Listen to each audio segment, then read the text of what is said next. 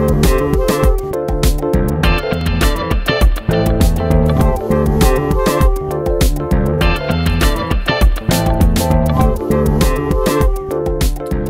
les kids, on va s'intéresser à l'énergie nucléaire et voir un petit peu le fonctionnement d'une centrale nucléaire. On va commencer par le combustible.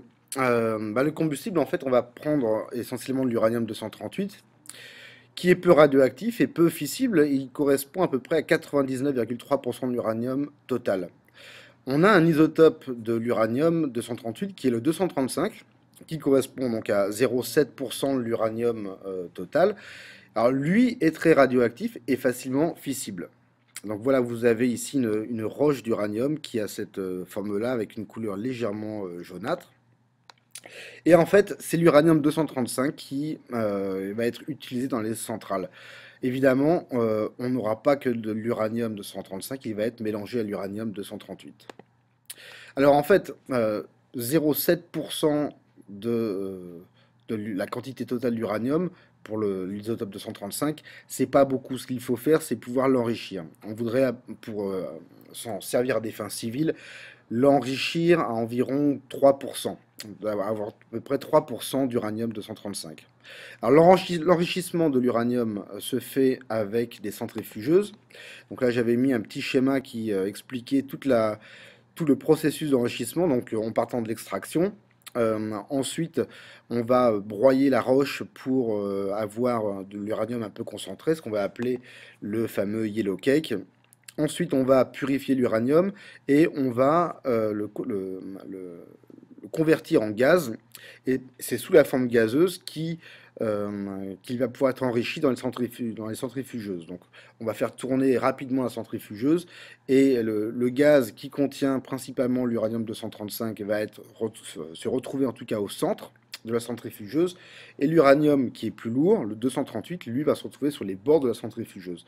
Et donc on va pouvoir modifier les proportions d'uranium 235 par le 238 à l'aide de ce système. Alors le combustible, une fois qu'on a enrichi l'uranium, il va être stocké sous forme de pastilles qu'on va placer dans des tubes. Ensuite la réaction en chaîne, c'est-à-dire la réaction de fission. C'est celle-là. On va avoir des noyaux d'uranium 235 qui vont être cassés par des neutrons. Les produits de fission vont être formés, mais au cours de la fission, on va avoir aussi des neutrons qui vont être libérés. Chaque neutron libéré va pouvoir casser un uranium 235 qui se trouve juste à côté de lui, et ainsi de suite. Donc c'est pour ça qu'on appelle une réaction en chaîne. Un noyau libère, quand il est cassé, libère des neutrons qui eux-mêmes vont casser d'autres noyaux qui vont libérer encore d'autres neutrons. Et donc on aura de plus en plus de neutrons libérés pour casser d'autres noyaux. Alors un petit problème lié à la vitesse ou à l'énergie des neutrons, c'est que si les neutrons sont trop rapides, ils vont être principalement capturés par l'uranium 238 et se transformer en isotope 239. Mais il n'y aura pas de fission de l'uranium, donc pas d'énergie dégagée. Donc en fait, la fission de l'uranium 235 se fait avec des neutrons qui peuvent être même très lents, d'où la nécessité de ralentir les neutrons quand ils sont produits. Alors pour les ralentir, on va utiliser ce qu'on appelle des modérateurs. Alors les modérateurs, ça peut être de l'eau lourde, c'est-à-dire une eau qui contient en fait beaucoup d'isotopes de l'hydrogène et de l'oxygène. Si on prenait de l'eau normale, en fait, on s'est aperçu que ça absorbait beaucoup de neutrons et donc on ne pouvait pas simplement ralentir la vitesse des neutrons. On peut avoir aussi d'autres types de modérateurs, comme par exemple des barres en graphite qui sont placées à côté des combustibles et qui peuvent donc ralentir les neutrons. Donc voilà un exemple, on a un neutron qui est lent, qui va produire une fission, qui va libérer des neutrons rapides, et le modérateur va ralentir les neutrons pour que ce neutron puisse à ce moment-là casser un nouveau noyau d'uranium 235. La masse critique. Alors, voilà ce qui se passe, c'est que si la taille des pièces d'uranium est trop petite, on risque d'avoir un neutron qui passe à côté ou à côté d'un noyau d'uranium 235 sans le casser. Donc on n'aura pas d'interaction entre les neutrons produits et les autres noyaux d'uranium 235. Donc en fait, il faut que la masse du combustible soit relativement importante. Donc on va parler d'une masse minimale d'uranium à avoir, c'est ce qu'on appelle la masse critique, de manière à ce que les interactions entre les neutrons produits et les noyaux d'uranium 235 se fassent. Alors, il n'y a pas que la masse qui est importante dans le terme masse critique. La densité du matériau, la pureté du matériau, ou même la forme du matériau peut avoir évidemment un rôle pour améliorer l'interaction entre les neutrons produits et les autres noyaux d'uranium. Alors les barres de contrôle, bah, on peut avoir un gros risque, c'est d'avoir une réaction en chaîne qui s'emballe, c'est-à-dire qu'on n'arrive plus du tout à contrôler, on a produit tellement de neutrons que ils vont tous interagir avec des noyaux d'uranium et on risque d'avoir un gros problème.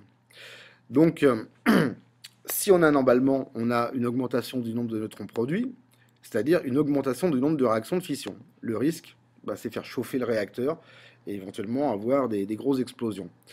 Donc en fait, ce qu'il faut faire, c'est pouvoir de temps en temps absorber des neutrons pour éviter qu'on en ait trop. Et donc c'est ce qu'on va appeler des barres de contrôle qui vont avoir ce rôle-là. Donc j'avais ici essayé de mettre quelques petits schémas où en fait les barres de contrôle sont en général placées assez haut et retirées de la cuve. Et puis dès qu'on veut pouvoir ensuite arrêter le réacteur, il suffit de replacer ces barres de contrôle à l'intérieur du réacteur. Alors voilà les différents circuits d'une centrale nucléaire. Donc il faut savoir que la centrale nucléaire, son but à la fin, c'est de produire simplement de l'électricité et du courant alternatif. D'ailleurs, toutes les centrales électriques fonctionnent sur le même problème, enfin sur le même modèle.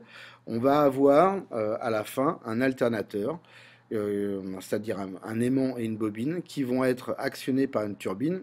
Et ensuite, donc l'alternateur va produire le courant électrique. Le point, donc ça c'est le point commun de toutes les centrales. Maintenant, les différences entre les centrales, c'est quelle énergie on va, ou quelle source d'énergie on va utiliser tout simplement pour faire tourner la turbine. Alors, dans le cas d'une centrale nucléaire, on va avoir 4 circuits principaux. On va avoir le circuit primaire, où on va avoir les combustibles placés dans le modérateur, une eau lourde, qu'on va essayer toujours de maintenir à l'état liquide avec un pressuriseur. Les réactions nucléaires vont donc produire des neutrons. L'énergie cinétique de neutrons va à ce moment-là augmenter la température de l'eau. Et on va avoir maintenant un deuxième circuit qui est appelé le circuit secondaire, dans lequel on a encore de l'eau qui circule. Mais l'eau qui passe dans le circuit secondaire, quand elle se rapproche de l'eau du circuit primaire, et qui est très chaude, l'eau du circuit secondaire se vaporise. Maintenant, cette vapeur, quand elle est envoyée à très forte pression sur les turbines, vont faire tourner les turbines qui, à ce moment-là, vont faire tourner l'altérateur, qui est donc la troisième partie de la centrale. Maintenant, toute cette vapeur à haute température et à forte pression, il faut évidemment pouvoir la refroidir pour pouvoir s'en servir par la suite. Et donc on va utiliser en fait un circuit de refroidissement pour tout simplement condenser l'eau du circuit secondaire. Quelques problèmes maintenant pour l'exploitation des centrales nucléaires. Premièrement, c'est l'extraction de l'uranium. On a des problèmes environnementaux. Ensuite, des réactions qui sont non contrôlées dans le réacteur. À ce moment-là, on peut avoir fonte du réacteur. Il faut savoir qu'on a eu 3 gros accidents de centrales nucléaires depuis qu'on utilise des centrales nucléaires dans le civil. Le traitement des déchets radioactifs, on peut avoir des produits de la fission qui ont encore une demi-vie qui est très longue, et donc il faut pouvoir les enterrer sous terre de manière à ne pas avoir de gros problèmes ensuite. Et puis évidemment, on peut avoir une utilisation des déchets à des fins militaires. Maintenant, pour les avantages, premièrement, c'est que l'uranium va produire plus d'énergie que le pétrole en proportion égale. Deuxième chose très importante, c'est que les centrales nucléaires ne produisent pas de dioxyde de carbone, qui est un gaz à effet de serre. Et par rapport au pétrole ou aux autres formes d'énergie à base de carbone, on a encore de fortes ressources énergétiques en uranium, comparé par exemple au pétrole. Et donc c'est une forme d'énergie, une source d'énergie qu'on peut exploiter encore pendant longtemps. Voilà la fin du cours.